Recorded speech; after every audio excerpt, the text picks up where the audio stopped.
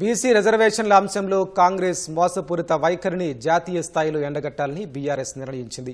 హైదరాబాద్ తెలంగాణ భవన్లో జరిగిన బీసీ నేతల సమావేశానికి కేటీఆర్, హరీష్ రావుతో పాటు సీనియర్ నేతలు హాజరయ్యారు. 50% లోబడే పంచాయతీ ఎన్నికలు నిర్వహించేలా ప్రభుత్వం ఉత్తర్వులు ఇచ్చిన నేపథ్యంలో పోరాట కార్యాచరణపై చర్చించుకున్నారు. ఢిల్లీ వేదికగా సమావేశం పెట్టి కాంగ్రెస్ వైఖరిని ఎండగట్టాలని, రాజ్యసభలో ప్రైవేట్ మెంబర్ బిల్లు ప్రవేశపెట్టాలని నిర్ణయించారు.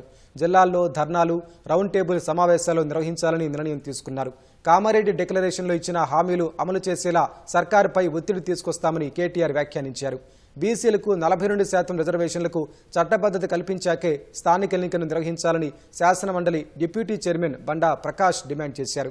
కాంగ్రెస్ చేసిన మోసానికి రాహుల్ గాంధీ క్షమాపణ చెప్పాలని మండలి ప్రతిపక్ష నేత మధుసూదనాచారి అన్నారు.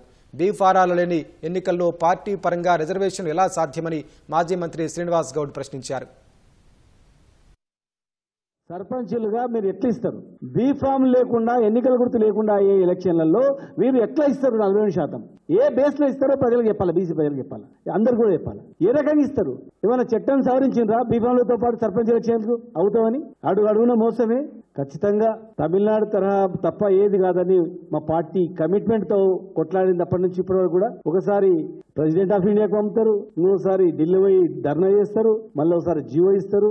ఇప్పటి వరకు కూడా గవర్నర్ ఆమోదం లేదు. కోట్లు కొట్టేస్తారని తెలిసినా వీళ్ళే కోట్లు వేసి కొట్టేపిచ్చి ఇవాళ బీసీలను దగా చేస్తున్నారు, మోసం చేస్తున్నారు, చీటింగ్ చేస్తున్నారు. ఈ రకంగా ప్రభుత్వం తెలుసు, సుప్రీంకోర్టులో దీనికి చట్టాలకు భిన్నంగా ఉందని తెలుసు, ఇది చట్టరీత్యా ఆచరణ సాధ్యం కాదని తెలుసు, ఇది చేయాలంటే చేయాల్సిన టాస్క్ మనం చేయలేదని ప్రభుత్వానికి తెలుసు. అఖిలపక్ష కమిటీ పోలేదు, ప్రెసిడెంట్ని కలవలేదు, పార్లమెంటు సభ్యులు పోలేదు, పార్లమెంట్లో లేవనెత్తలేదు.